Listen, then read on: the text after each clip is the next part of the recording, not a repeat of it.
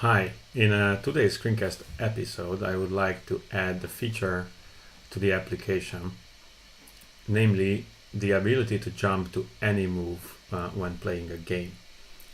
So if you take a look, we have a chess game here, and we can either use those previous and next links to move through a game, or also using the arrow keys on the keyboard now works. So that's great, but if you have a long game or you just want to jump to any move, then there is no way to do that currently. So what I would like to add is to be able to click, let's say, a move 28, white's move, and then the game jumps right there. So let's see how to add that now. So if you take a look, that's the game route. So just to show you how that's built up, we have the nested game route here with the corresponding template. And here you can see that we have the chessboard component, which renders a chessboard. And then we also have something that I call the moves panel. And that's the moves panel. So if you open the moves panel component, then you can see that here you have for each move we render the corresponding move. That's indented too much, and we have the highlight for the moves right here, and then I think we have the arrows, yes, outside the moves panel. So make previous move and make next move. So we would do we should do something similar to what these two actions do. So let's open the game controller, which is where those actions I think are defined, and we can see that this just differs to the gameplay service. So this is a very slim component, and it just calls the methods with the same name on the gameplay service. So I'm actually going to close that and open this in another window. So not controller, but service gameplay. Here we have it, and make next move, let's say. So the make next move sets the current move index, and then it makes, I have this general method that implements making the moves between two moves that I pass to it. So that's one of the basic blocks that we will need, because in our case we want to make the moves between the current one and the one that the user clicked on. So we will have to do something very similar to this. So let's go back and say in the moves panel, for each let's say for each move pair we have the white move and black move. So we have to, of course, add that action to all of the possible moves, and then to begin we have the number, like the index of the move, and then the white move and the black move. So, and the number of the move is, where is it? Current move. So we have the move as current move. Right, yeah.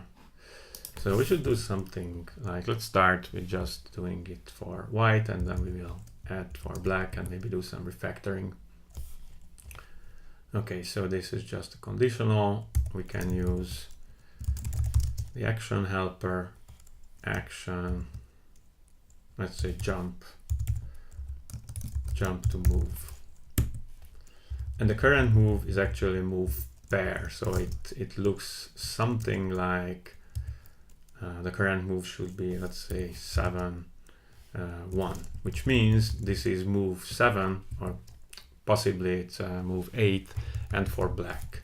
So 7 0 is for white, 7 1 is black's move. So that's why I'm splitting it, and that's why I'm taking the first and the second item of this array, and then I can see whether has white moved, has black moved, and then I can highlight the corresponding move. So anyway, move pair. Sorry, so this 7-1 is move pair for each of those, and current move is getting passed in. We can see that it has a sigil before it, so that means that it was passed into this component. So move pair is what we are after, and so if it's white's move, so if the user clicks on white's move, then I should just pass white move, I guess. Well, actually white move is going to be the actual move. So for example, the currently highlighted one is going to be E captures D5. So that's going to be the white move, which we display, but we are not after that. We want to actually, I think move pair is what we are after. Let's see. So let's just log move pair for the time being.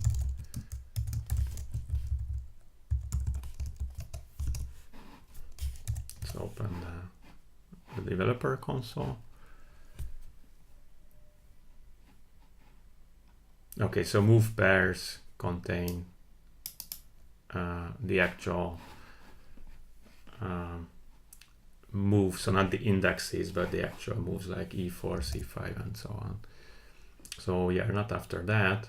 It's the index that should tell us, starting from 0. Yeah, indeed. So that's even simpler in that case. So then we should actually just need to jump to move an index. It's a little bit more complicated than that because we need to pass an array which comprises of index and then 0 for white's move, and the same but index and 1 for black's move. Okay, so that's going to be invoked on the controller. So we still need to reopen the controller, the game controller, and make another action.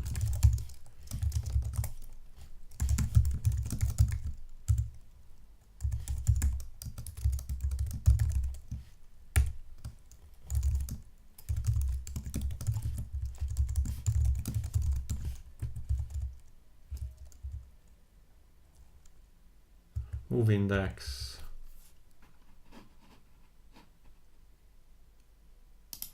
Oh, of course. Jump to move. So that should work. I wonder if, I think Ember has a built-in array helper, doesn't it? Yeah, it seems like it does. So let me just check if that works so far. I should receive, so if I say here, okay, had no action handler for jump to move. Why would that be? Make previous move. Make next. Oh, of course, because I'm in the component and not in the controller. So we are in the moves panel component here, and the moves panel component has no action called jump to move. So this should be moved to the moves panel component.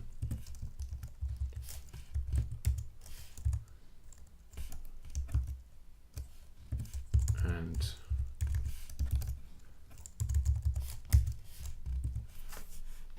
should import the action helper,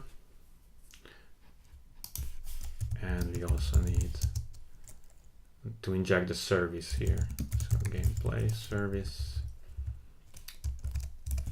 let's see now. We still have this breakpoint here, so when I click one of those moves, then it should go right there. This gameplay jump to move is not a function, and that's true because we have not yet implemented that, but it should still. Oh, okay, yeah, just here, and then move index is 31, 0. So that seems perfect. Now we just need to implement that on the service. So let's open the service here now and say we already have previous move and next move, so let's also have jump to move.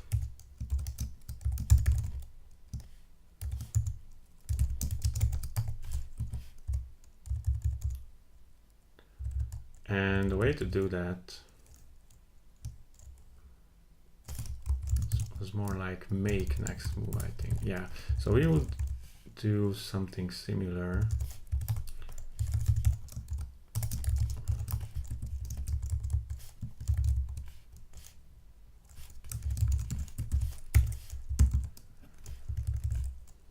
So the current move index, we should make the moves between the current move index and the move index.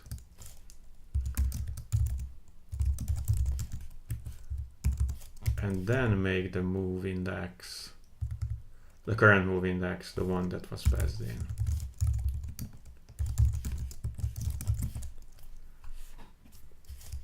And we should remove that other. Okay, so jump to move. Yes, I think that's a good first step. The only thing is that move index might be behind, or sorry, before the current move. So we, in which case we have to reset the table and do the moves from 0 to that move index, up to that move index. So that's what I did in make previous move.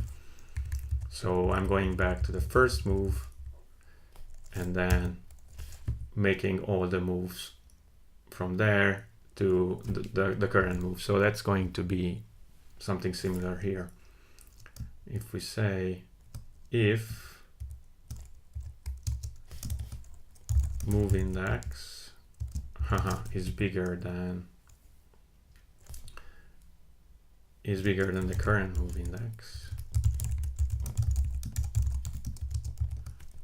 then we should do, then it's simple, you just make the moves ahead and going forward. But if it's not, then we should start from the beginning and make the moves between move 0, which like even before move 0, let's say. So just reset the table and make all moves between there and move index. The only thing is that that's not going to work because move index and current move index are these arrays. And actually I could simplify it and just have integers, so not arrays. So now I'm having things like 7, 1 and 8, 0. There is not easy way to compare these. I mean, it's not a single arithmetic operation. Whereas I could have 7, 1 would be 15 and 8, 0 would be 16, and then it would be a lot simpler. So that's, I have it on my to-do list. But for the time being, I need to do some code gymnastics to make that work. I might have already done that. That's why I'm checking up here if I have something. But maybe I do not. I only have the current move, I think. Okay, so let's do something like, because we have our moves equal, but we also need to be able to say if move before other move, right? Something like that.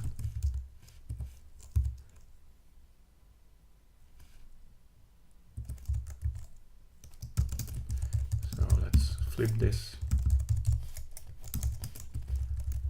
So if move before, so let's say if the move index is before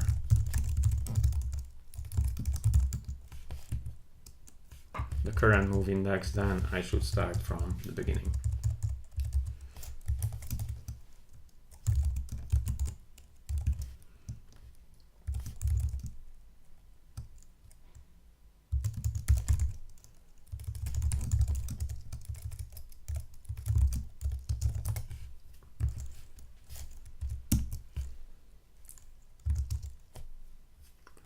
It's also possible that the move is null, so there's a special case. So that complicates things a bit.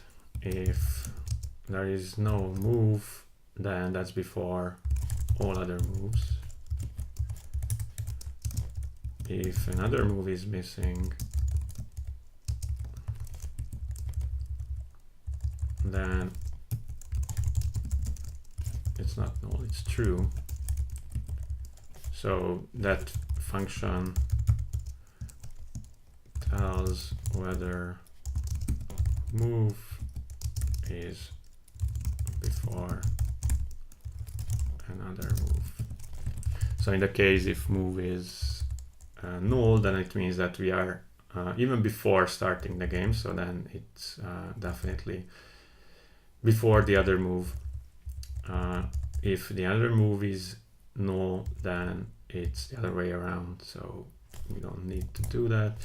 Although actually people cannot click on a move that is, you know, on how to phrase this, like on the move before the game has started. So the special case null means to describe the state when we haven't even started playing the game.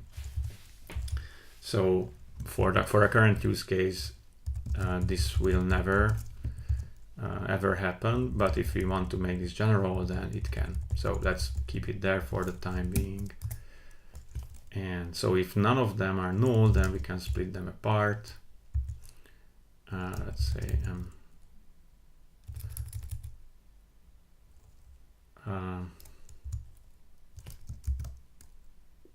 move white, move white, move black.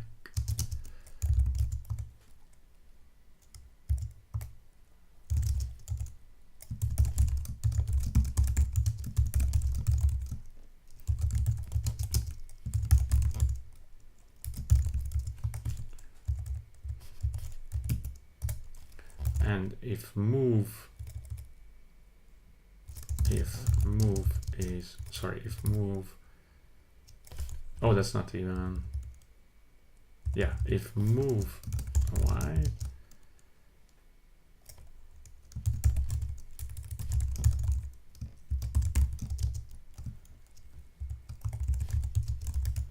then it's indeed before that. If move white equals to another move white, then we should compare the other. So that's the case, for example, here is a case of 7-1 coming before, you know, 9-0. If they are the same, so 7.0 and 7.1, then we should compare the second coordinates, and otherwise it's really just, then if none of these are true, then it's the other move which comes after that. So then it's, sorry, that's the other move that happens first. So if none of these are true, then we can safely say that it's false, meaning that move comes after another move. Okay.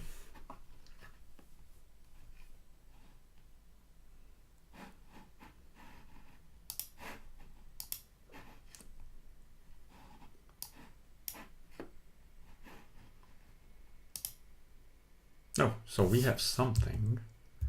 It's not. Oh yeah, it seems to work. At least this one. So that, what if I click here? Wow, that also works.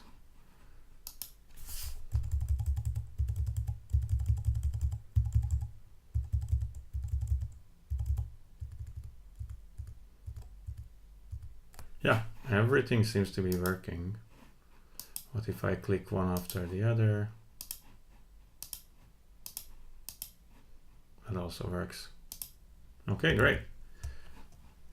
So there are a few things we'll need to clear up. For example, I'm aware that these can both be nulls, so maybe I should be more diligent about checking whether, if in this case if there is no move, I should maybe also check if there is no another move, and then return based on that value. But I want to move ahead from this array-based move marks, like designating moves as arrays, and just use integers, as I have mentioned. So I'm not going to spend a lot of time on this, and this is not needed for our current use case anyway, so I'm not going to put time into something which I plan to fix and improve in the near future. So I think that works. There was also I also got a warning about the span not being an interactive element, so I shouldn't use the action helper. So I might use some. Actually, if I do a div, I wonder if that's going to be different for a div. It seems like it is, so that might be a simple solution. Oh no, it's not. Okay, so that doesn't really change things. So I'm not sure how bad I should feel about that. I'm going to look into that and maybe do something about it. But for this short screencast, I think that does the job. So thank you for watching this, and see you soon. So I looked into the problem of adding an interaction to a non-interactive element, which was the case with both the span and the div tag. And I found that this is actually an accessibility issue. So Robert De Luca has this issue, opened this issue a while back, and adding a certain linting rule to Ember template lint. And he gives the recipe for improving accessibility on a span or a div. Actually, the two tags I tried, saying the best way is to just turn it into a button, which is an interactive element. So I went ahead and did that. I'm going to just show you here that if I have a button instead of a span, then since this is an interactive element, the linting warning is no longer there, and I don't even need this class added. Let me just quickly do that. And that should be the same, but if has white moved.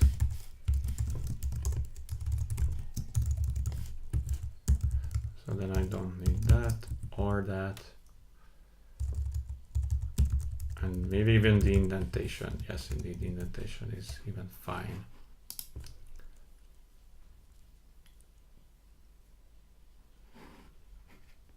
So it still looks the same, but now we have improved the accessibility of our application, which is really great because I just saw that tomorrow is Global Accessibility Day, May the 16th, So we have a new blog post on the Ember.js blog. So this is really a coincidence, and accessibility is something that I don't know. I know very little about. I would like to learn more, and I think it's an important issue. So I'm glad that I took some time to look into this and fix this problem. So if you think likewise, then Melanie gives you a few very nice tips on what you can do tomorrow, or I guess any other day, but tomorrow is the designated day to improve accessibility. So thank you for your attention, and I will see you soon in another video. Goodbye.